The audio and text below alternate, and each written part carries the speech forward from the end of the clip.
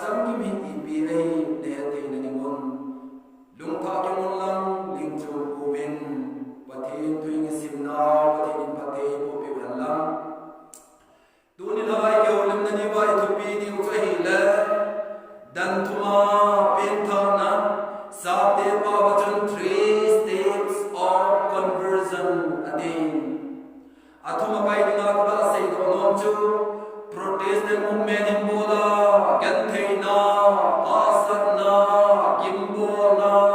Erkan Tinchang Tua. Hijozo se Hinpalga Kaza, Humloling, Paul Martin Luther Chun, Pentha Nahi, Dantumin Anahom Khanin Nahi,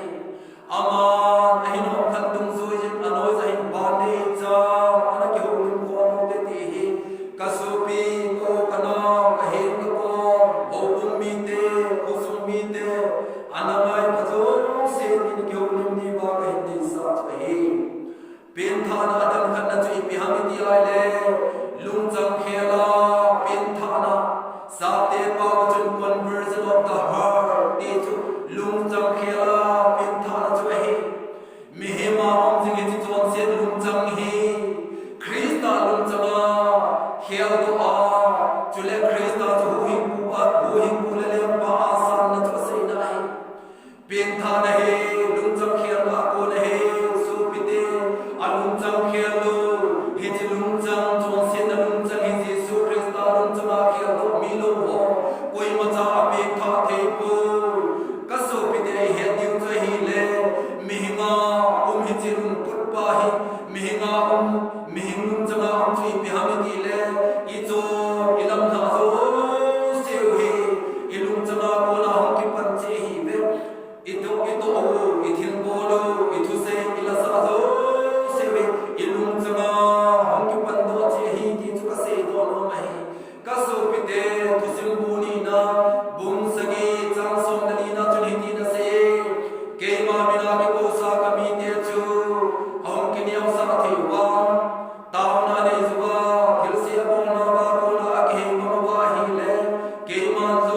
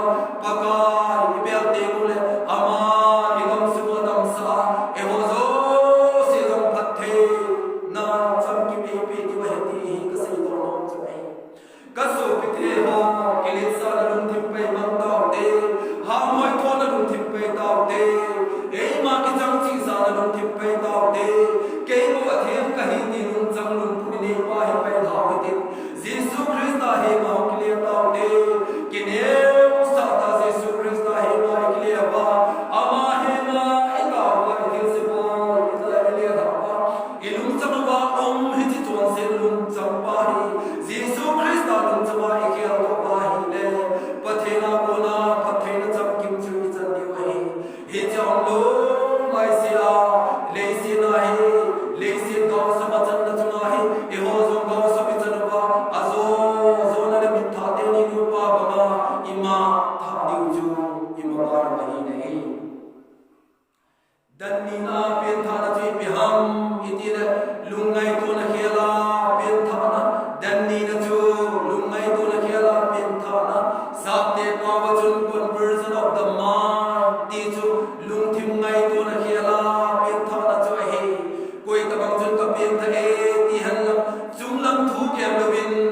angai tu na khian lovin umle hitabang mi pa chu mi nu chu mi pek tha akti thei bu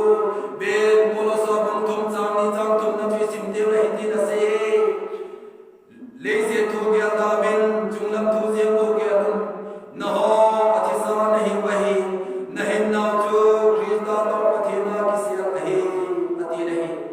e chun ka so pite ho mi pek tha ho jesu krista apin tha na te ta nei ho igya deu tu leise tu we lo bun junglam thu jiang bo chu igya deu wahi aji tu hin na chu krista to pathina ki sia nahi he chu na hin na krista to pathina ki sia lo se leilam lung pudhya da lawa angai to na hya da lawa chunglam lung pu jesu krista lung pu chu ane di wa ti him chin rahe mi khat cho apien tha le se lung pu da lawa angai to na tha chunglam lung pu chu ane te ding ti ado ta chai nei ngai to na kya lo mi chu ama an min hu ahin sing na la je ti phut chet na ahe kaso pite ho dunya ho bung khan to thelo na ahil wa hile ikloi khom na ba pathen thua ya thelo na he ingai to na khel wa me pe tha ai ki se wa ingai to na khel wa leise lungai na lung puma pathen ho na ilam kai wa pathen ho ina kai khom si wa pathen thua ya thelo he je chun kristo krista pathen tu ma ya thelo ni ben ilum ki ngai to na hi kia to de hi ji kia to lo le in pathen ho na sam hi e ho na pathen chan nei lo ba pathen na ko na ba sam chan na hin lai ni hi ti hi ka so pi de ma ma ka sei do nom chan hi ne reverend chung tham trek chu singal lama crucial boni la ko win amazon line ba su chu la kal to nahi le ba su ati a te se kia koi ne ding se su mong lo hi ve adin jing lai chun amai lama mi khat chun reverend pu ti nahin ko win nahin ko za che ge amazon la che le hijimi pa chu la to na chu ani na to sai zu kham pun chu na hong ding to en mi ho ko ma hin ti na en se reverend pu krusena ko na ping tha kahi ama om lo hila so na ta mun me dil ka che na hi ta ati nei ahin se be kin na chu ma za la tu na he ma lo ro the ti ma lung mo na le si na he kum kahi ahin tin lai se me nei so pite reverend chu thak the ni hindi na se nei kaza za dan chu kat na di zo ka pu ate ka so pite ho sukham kuma pe tha kai am reverend muzala van lo the ni ma am ka tai ti pa chun sa na hi pi mai ta na ne sem ama cha pe tha mo hin te ti a mai ta na ne sem ola pe tha lo hi ti mai ta na ne sem nang ma ni ti thulum na ne yam ti hin nang ma ai ma ni ki ya de ka sei lo mi nai hitabang chung tu lai mi dam ta sang hi pe tha ka hi tai la ti ma la ama ko ma pe tha na thu so ki sei the lo pe tha na thu sei so ma nai ta ko ti ho la cha ta san cha tam ta am na ta se ho bungin thagam man thai man na dinga bazat kai de ti song le za da se thagam man thai thu ki sei the lo ho bung mi pi pathen tha cha ai lo lo bung lam ka le se chu mai padim ado lo na la se ti hi pathen thu a ki man cha na tam ta ka hin mu nai hitabang mi chu hi le ingai to na apin tha na se ngai to na pin tha lo ba pathen ho hi le se lama zong ga sa bi chan na di wa hi wan lama zong ton so mai dil chan na di ma lam pi pha pe ta cha hi ti ka sei do nom cha hi dan thuma pen tha na dan thum na chin bi ha me ti le sum po na bom pen tha na hi me conversion of the pearls ti chu sum bom po na igo bom hi a pen tha na je igo bom ho pen tha na je ti na hi sum bom pen tha de ane ago ho vai za gan thei de ning ai changai po be ti hi ka sei do nom chai hi ta bang mi ho chun ka so pi te ho tu chung covid-19 corona virus na ji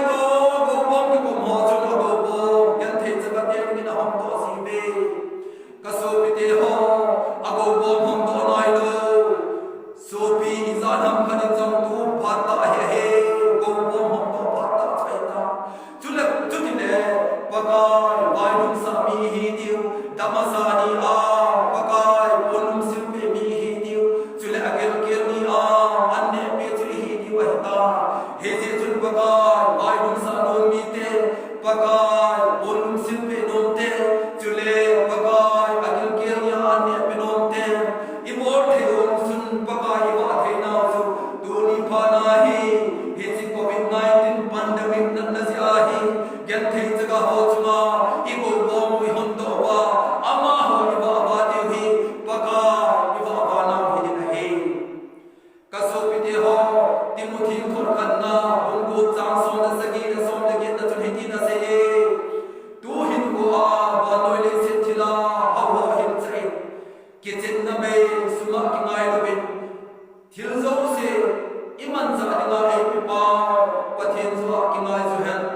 ama ho thil pa bo lo hen hom din zong thalo hen mi do na zong thalo mo hen ate hijba se do nom chi pyam pol Timothy ko ma se do nom chi pyam ti le se go khila ha ho he a ho sa ba ki ngai da hen ama ba ngai cha hin pi pa pa kai pathen na chun ki ngai zo hen ti Timothy ko ma pol ana se na chwe chu tem la ma na se ka hin chi pe na chun i pe se yam itia hi le hi ta ba ma le la ma ha na ne ho phathe ku na chang ho chun thin pha bol hen ane abo zong chu hok to ding mi to nan phal do se ko hen ati na he he chun ka so pite ho ku phat ta he gen thei jaga ha phat chai gen thei jaga ai nu phat ta chai tu phat ta gen thei jaga ho pathe ni pathe tu na nei na ko man cha wa ni go go mi hon to wa pathen mi ti a ni ma phal do wa hi e ho hi le lama pathe na cham kim cham ding chu hi mi na he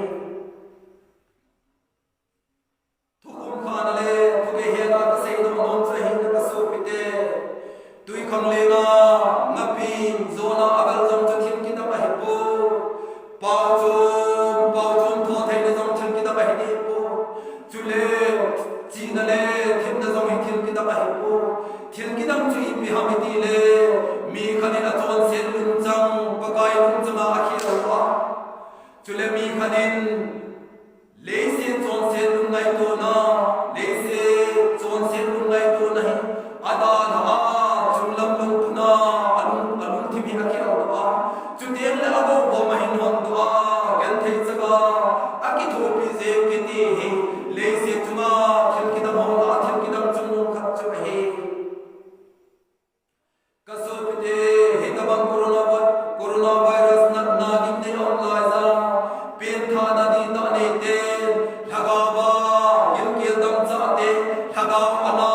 iwa ba phat ta chahta ye ji thwe ho ni na imo pula wa hi kaso pite ho ma ta san sa kahe ka pen tha tai di zo se tu phat ta he laga ana mi de ba phat chahi tu phat ta he mi pen pha na mi pen so ke he na he tu na pen tha te Jesus Christ ki je ta mu de tu phat ta he laga ana mi ma phat do chahi ta he ji mo pu na wa he kaso pi mi pen tha te laga ba kum nai lo te laga ana ba hu te he ji tu le se na pathe de nan se na e mo pu na ni ba e pe mo pu na le pe chahi ta hi bam chun nei la ba ham sa te pathe na ko na nei la ba pathe mo chang ten jong tu ta hi go bo mi hon to ba gil ke dan sa te ni na i go bo mi hon to ba oi po agil ke na i ba ba na he e ho di na i mo pu na le lam ba lam pathe na ni to i don to na ni phat ta cha he kaso te covid-19 ji hin covid-19 nan na hin in o hi hen men lewin in power i ham tin thi kam na nei te le wa bo thil pha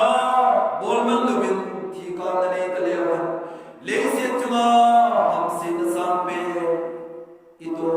italo ding ham he chung ka su pi de ho he ta bang nan na i chung wa ha ho ka e le lam phat thei na chang te kan le ban lam phat thei na chang te laga ban zo ho mu te le se ta sa zo ho mu te di hi ka se do no chai ve da me ki ti ba belgium mi ba hi agam akan country adala kalopa labor colony achun missionary adabang ta nahi hi labor colony kati hi mi phate umdamun pi achun pathe na tong dingina kon to ta nahi hi jimun achun hogin khada tung do in ni se in hi tabang mi phate chu haga an awazing pathe thuna til khong singin nahi kasu pite nikhat chu pathe thu kil ta ase jing lai mi khat chun ketli a tuisa ahin domin agian chu su kum ta nahi kasu pite pathe thu alung du be se ji chun anat lam an he pho ahin tuisa agian a kisun kum ji chun agian chu hom tol la agian tol la patchun amazon phanar hom be lo ta ahi phanan ko aje jing phanan na ji chun amazon hom thi lo ta ahi or phanan na ji a hom thi pha chun agami den dame lungdam sa la na dingin pha be hom pi chun aje ta be ahi ben ka so pite pha be hom pi te belgium mi te damen lungdam sa podinga aje na cho na khal ta ko be ahin la belgium mi te chun phana da be mi ho ko ma chun hiti na se ta be nahi damen he kanam pi wa ma ga ha usal ha san ta nahi ji alungdam sa be he kagam le sin wa ka pui te ni hiti phana da be mi ho ko ma chun se ta be nahi ven hiti pa chun phana na be mun pia mi te cha ki ho ben thil khat angi ta be nahi angya chui bi hamiti ale ege alungam sa ba ki po ta be kanon ta be ahin ba akhot te ni hi de da la be te bin ti ata ta be nahi aji chui bi dinga akhot te ni choda la be di wa ta hamati ne ama hone ti da se be nahi kasu bi te ho akhot te ni akona mai ru to hana ta chanu ahi ati be nahi aji tumi pha ho he koi mazan ma ka to pha lo koi mazan ma hen sat cha ma ka pha lo da men ki ti ba he mi pha ho to ane ho acha ho mo bin ai hin ko mo bin salam ki bo lo bin ki koi bin ta hi ko ma chi chu ama ho na se ko mo ti bi ham da men ko to he ngai nu na to ha ka chan na ti ai ta nahi hi ti pha chun belgium mi te ta ho da men ko te ni cho ta bin phanan na be mi ho chu adala pi ta be nahi kasu pite hibang chun tu ni nang le ken cho I khot te ni hi thagawa bai cha te thagawa gil kil te ta sa gil kil dam cha te ding ni khot ni te ni hi pathe na to na ding le lam gil kil ho ba na ding ni khot te ni hi tha to jing ta te ti hi ka sei to no chu ne kasu pite ho hitabang bol thai mi te chu ko ho hi ko mi ti la tan thuma pe ka ho chai be adam khan na chui mi ham lung sang khela pe ka ho chu hitabang na cha tom si be I tabang lung sang khel du ham ti le mi hing lung sang pa hi pa ba lung chama khel ho hitabang na pa cha tom si be ani na chui mi ham angai to na phalo le lam lung ngai to na he pa kai ngai to na lung lama khel do mi te thaga ana hom thei bin ta sa bai ta de angai lu thei bin ti him mo chin ai athum na chui bi ham ti le hitabang mi ho chu asum bo pe tha ho cha hi be ti a ki mo chin ti nai kasu bi te ho tu ni a ik ho lim na ba ik ho lim na athu bi chai la dan thuma pen tha nai akhan na chui bi ham ti le mi hinga hom hi chi chon sen lung cham hi pa lung chama khel ta ilung cham a se chon sen na ding sen hi pakaya